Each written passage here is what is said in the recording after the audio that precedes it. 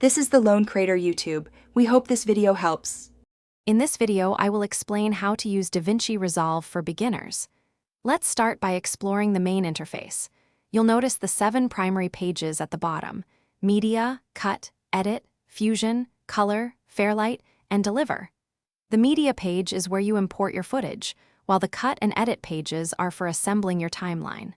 Understanding these distinct workspaces is crucial for an efficient workflow, allowing you to navigate between tasks seamlessly and master the software's powerful capabilities from the very beginning.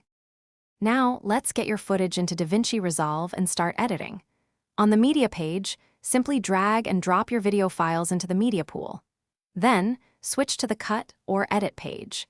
You can drag clips from the Media pool onto your timeline. Use the razor blade tool to make cuts and drag the edges of clips to trim them. This foundational step is where your story begins to take shape, allowing for precise control over every frame and ensuring your narrative flows smoothly. With your basic edit in place, it's time to add some polish with effects and transitions. Navigate to the Effects library, usually found on the top left of the Edit page. You'll find a wide array of video transitions, such as cross dissolves, and video effects like color correction tools. Simply drag and drop them onto your clips or between them on the timeline.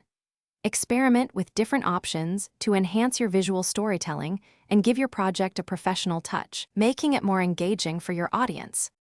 Finally, once your masterpiece is complete, it's time to export it.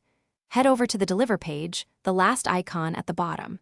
Here, you can choose your export settings, including format, codec, and resolution. For example, you might select MP4 at 1920 by 1080 pixels for YouTube. Add it to the render queue and click Start Render. This final step transforms your edited project into a shareable video file, ready for your audience to enjoy across various platforms. Thanks for watching. Consider subscribing if we helped you.